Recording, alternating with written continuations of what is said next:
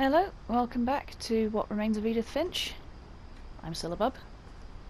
I've taken my little break from the last episode because it was surprisingly emotional for me. But anyway, so we are up to Lewis's story, I think, and I think his room is telling us a lot about what he was into. Lewis's room smelled very, very familiar. That part of him lived on.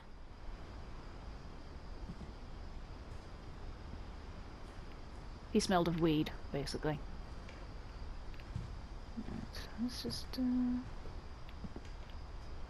Okay, I can leave. Can't look through that peephole. Well, before I go through that door, I think I'm going to inspect the box. Lewis Finch locker contents. What have we got here? Someone was a gamer.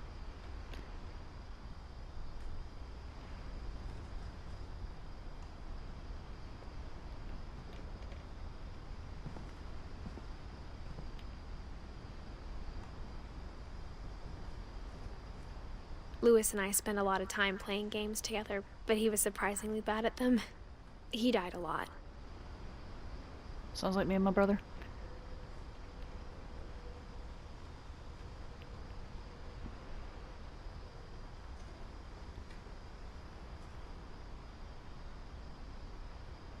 It's clearly meant to be SNES, but with PlayStation cartridges. Or PlayStation memory cards. And it's like, you know, it's called Wonderland Turbo and it's got a heron on it, so all I can think of then as well is Wonder Swan.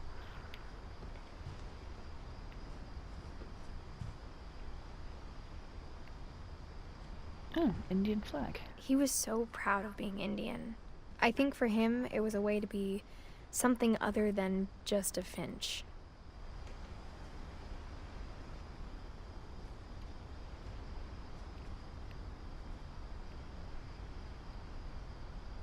Okay, I didn't really want to comment because it's not entirely my place, not being biracial myself, but I do wonder if having little elements like that, and the fact that Edith herself is biracial and so little is made of it aside from, you know, obviously her father is Indian, and that's kind of the only thing that we get of that. Like, you know, it's not the normalcy of it. Basically, I wonder if you're a biracial person and you're playing, I wonder if that's something that is increasingly striking. Well, not increasingly, but particularly striking for you, and especially with, you know, taking pride in one's heritage.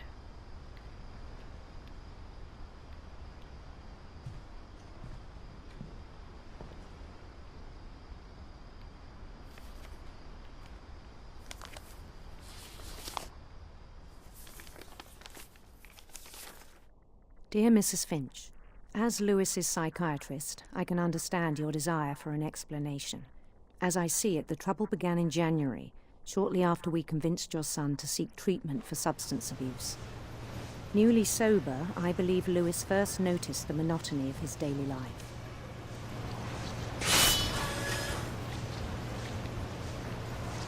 He kept working at the cannery,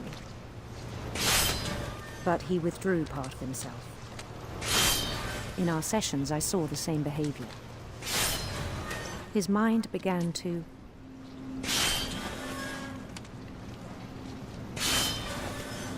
wander. Oh, this is interesting.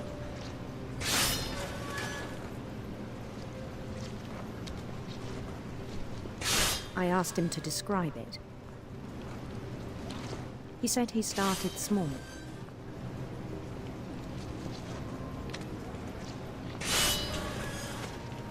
Imagining a labyrinth.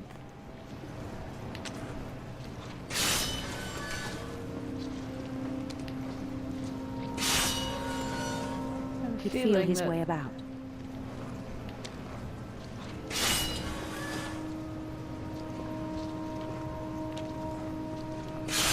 I'm gonna get distracted and have my hand cut off or something, aren't I?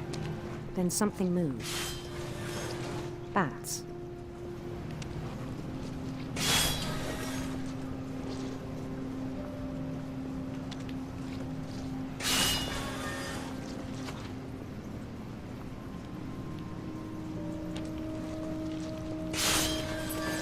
and toads.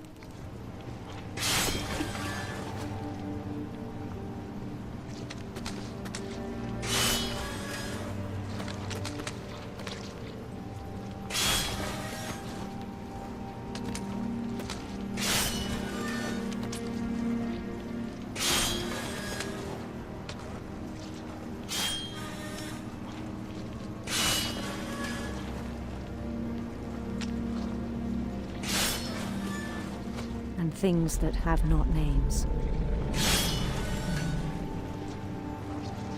It's a dragon. He knew it was all in his head.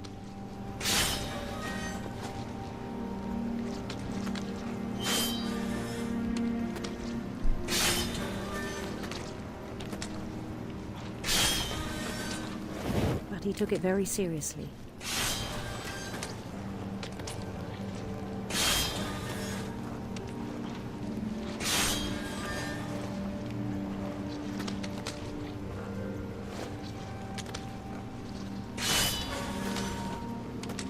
I had hoped he'd find himself.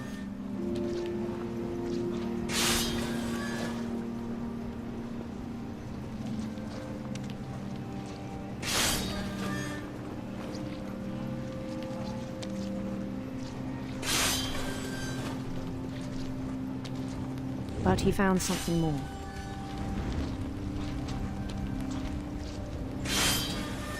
I worried about him then. Daydreaming at the cannery. I spoke with his boss. But he said Lewis had become a model employee. Methodical, tireless, focused.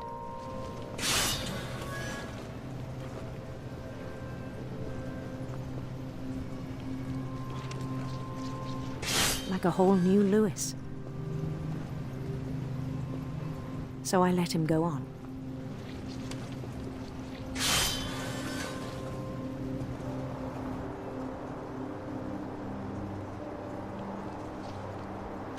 Deliberately not doing a lot of commentary at this point because it feels like, again, the I story even is encouraged him.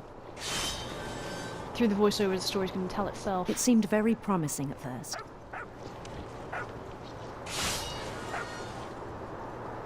He told me he'd made a new friend.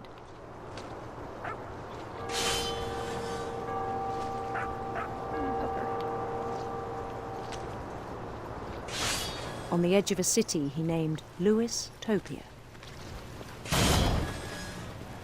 He built the city up slowly, brick by brick. You start playing Farmville. Then he made musicians.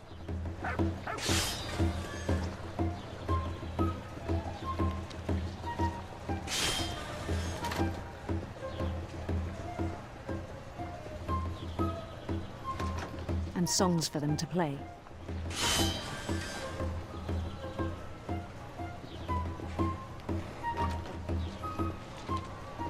He talked about starting a band. And he was always humming something.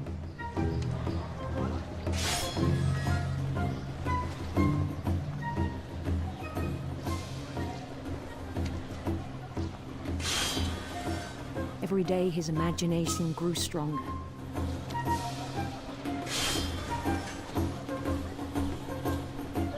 He no longer spoke at the cannery.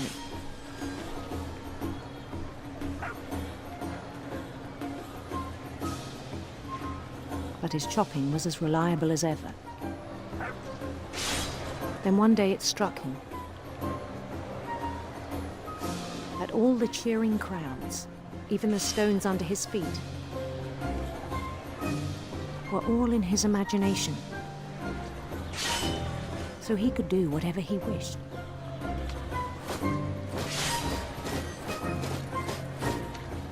He held an election for mayor. And he won.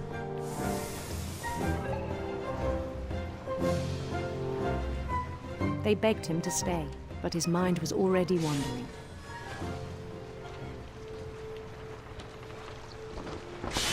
It became a game for him.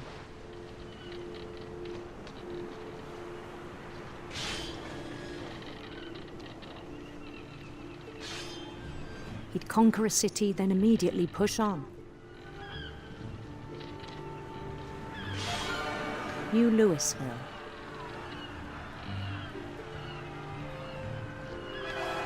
St. Louis. St. Louis. He started drifting away from our reality.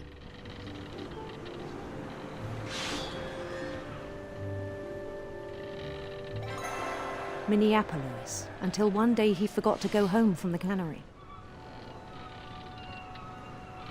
Even as his mother pleaded with him, part of Louis kept sailing on.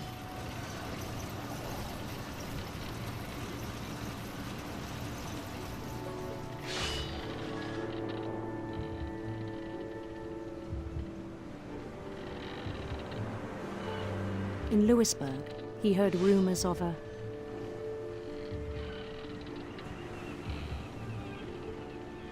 Beautiful prince for a handsome queen. beautiful prince. Oh, that's nice, I like that.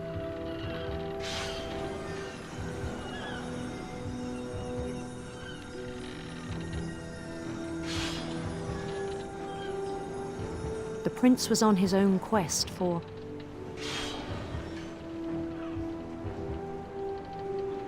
Sinister serpents. sinister serpents.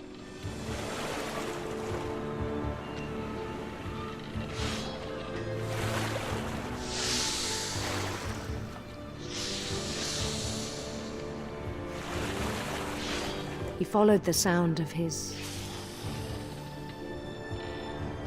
Sitar. electric sitar.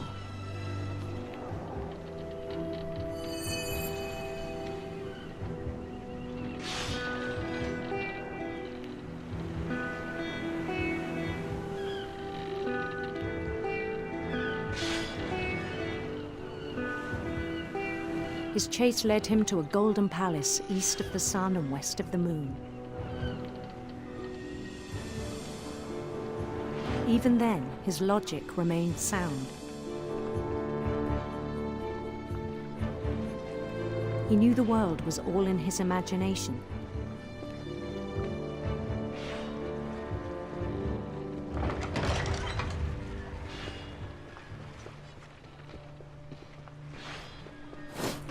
But he was so proud of having created it.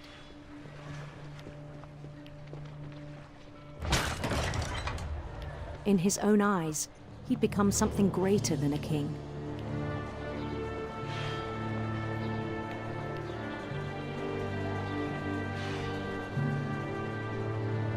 For someone who'd never known success in the real world, I think it was overwhelming. And then it struck him that the real Louis was not the one chopping salmon, but the one climbing the steps of a golden palace.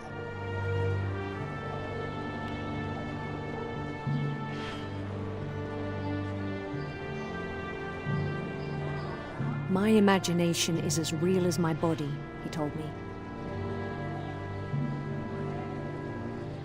It was hard to argue with him.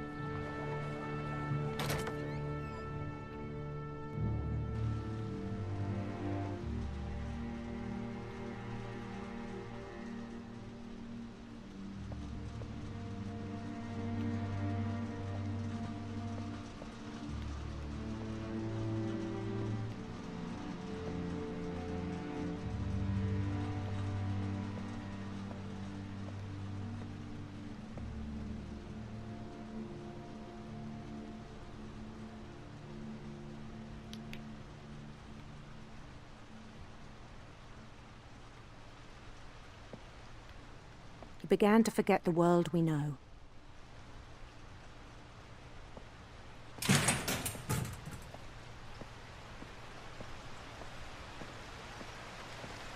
I think it pained him to remember Louis, the cannery worker.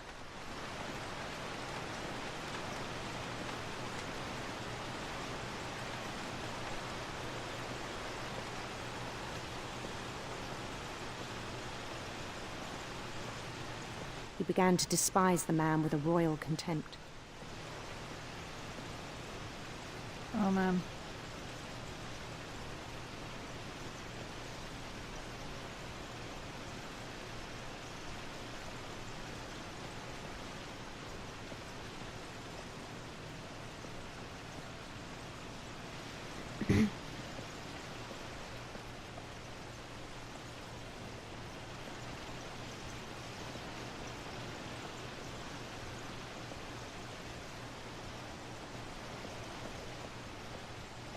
What do I do here?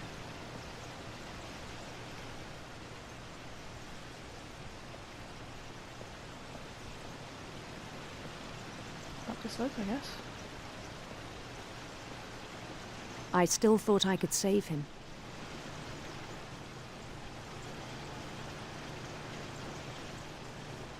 Even after he said he was being crowned king over all the lands of wonder.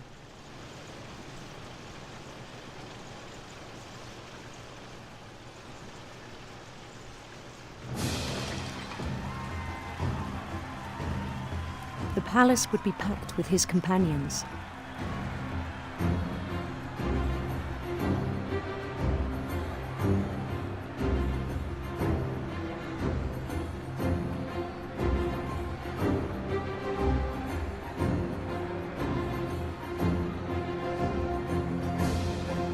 Including the wise Calico who'd insisted on advising him. Oh, there's Molly.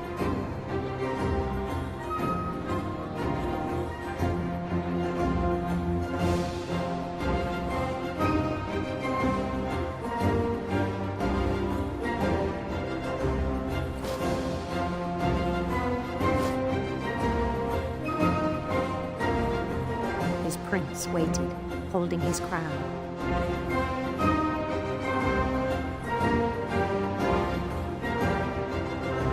There was only one thing left to do.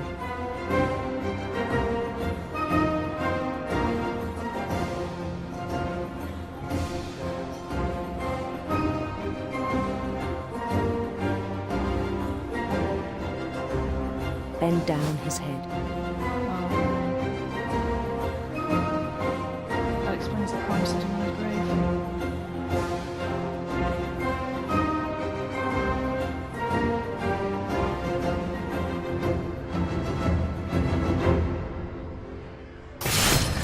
And the rest I think you know.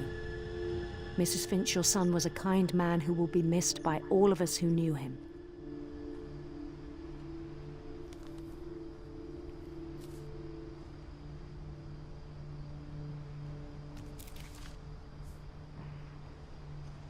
My brother was really cool. I wish you could have met him. Oh, damn. Clearly it was a good thing that I took a little bit of a break before I did this one. Ugh.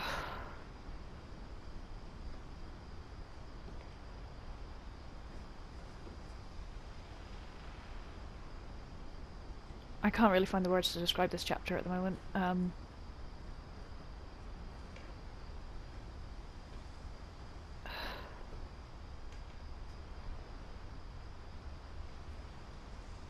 I think we're going to have to take another break. So when we come back, hopefully I'll have some words to describe this chapter, and then we'll continue to play. See you in a bit.